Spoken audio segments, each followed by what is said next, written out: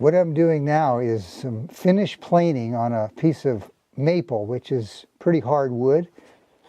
So you cannot get a beautiful shaving the whole length of the piece, full width of the plane, like you could with the softer wood, which I'll show in a minute. But if the plane is tuned and sharpened,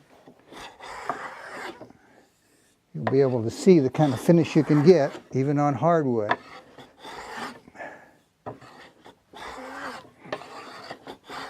So the shavings come off in smaller pieces, and then you sometimes get a little tear out, which is what I got there.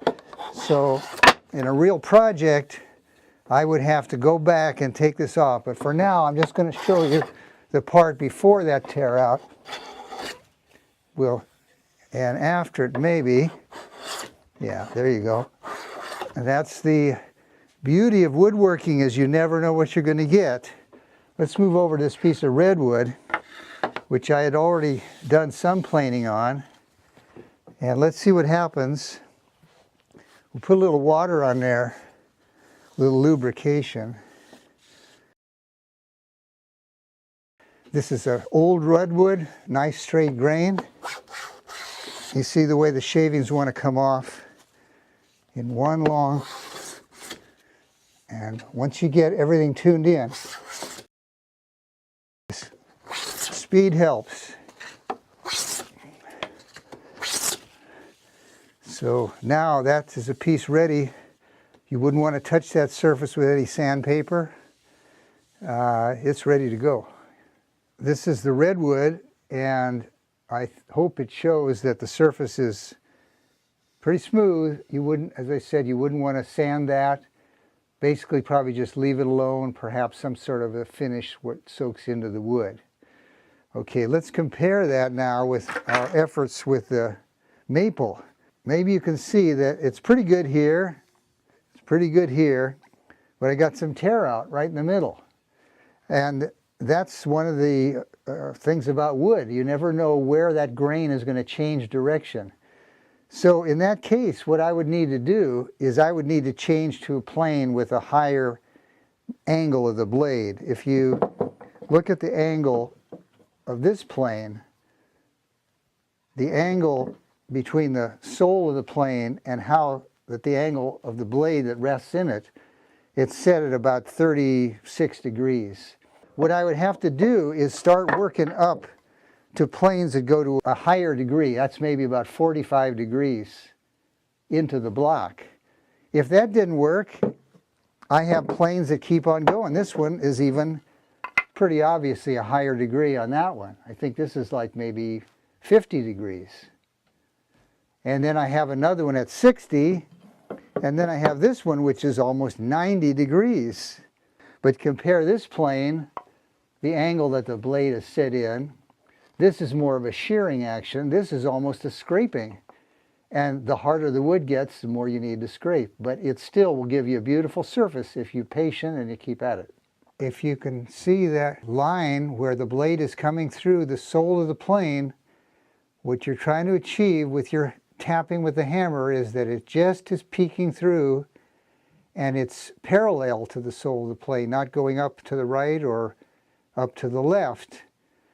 And in the beginning, you have planes which are coarse. You have a bigger distance, a bigger opening, that is, for the blade, and you don't try to set it as fine, but when you're doing the final planing, you want just the tip of that blade, and that's where the time and the patience comes in, but the result will be well worth it. When you need to tune the plane, that's when you buy it, before you ever use it, you need to shape the bottom of the plane, the sole of the plane. You need to remove a little bit of wood from here back, from the blade all the way back, and you need to remove from just in front of the blade to just in front of the forward end.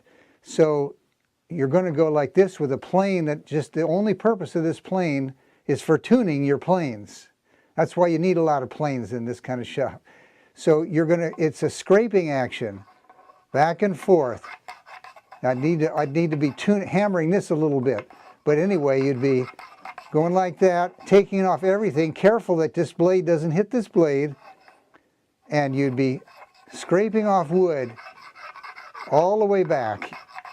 And then you do it up here too. Again, careful that this doesn't touch this blade.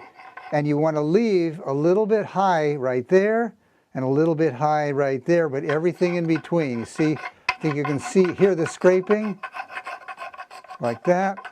And you keep working that all the way there and all the way there until the only areas that hit the piece of wood you're working on is just in front of the blade and just at that end. And then you're ready to go. Once you've sharpened the blade, which I haven't showed you yet. We'll be doing that in just a minute. So I think already I'm seeing those filings coming up, turning that water black. I get up here and work at this end. You always want to work all ends of the stone. You have to flatten these stones periodically, because the stone will get hollowed out no matter how careful you are in certain areas.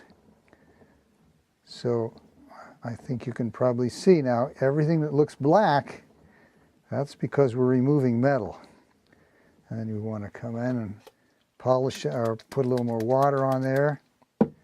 Keep going until you're satisfied that it's what you want. And if it's nice and sharp, you ought to be able to go like that and shave a few hairs off there. And I think you can see that's a pretty good shave of my finger, and I don't see any blood coming out. It's important to keep these stones flat. If you look at this one, you can see that the dark areas are where I've contacted with the stone more than the areas that are pink, which is the color of the stone. So what we want is a uniform pink across the stone, then we know it's flat.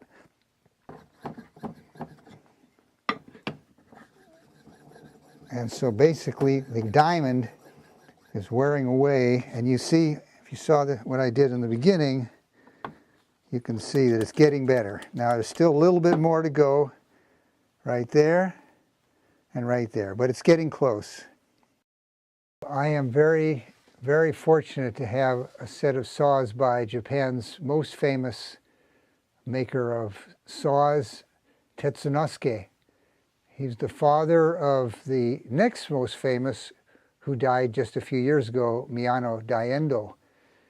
So because of the reverence that I have for that kind of work, I built this case for it. I keep some anti-rust materials in the case at all times, and it goes all the way from a very thin blade that you would use for fine joinery, and gradually working up to coarser and coarser blades. And if you see the side that I took out, one side has the rip blades for with the grain, and the other side is the crosscut. And all Japanese tools cut on the pull stroke, these saws, as well as planes. It allows you to get a much better control when you're planing. And with sawing, it allows you to have a much thinner blade, because the blade is not going to be wanting to flex on you all the time as if you were pushing like a Western saw.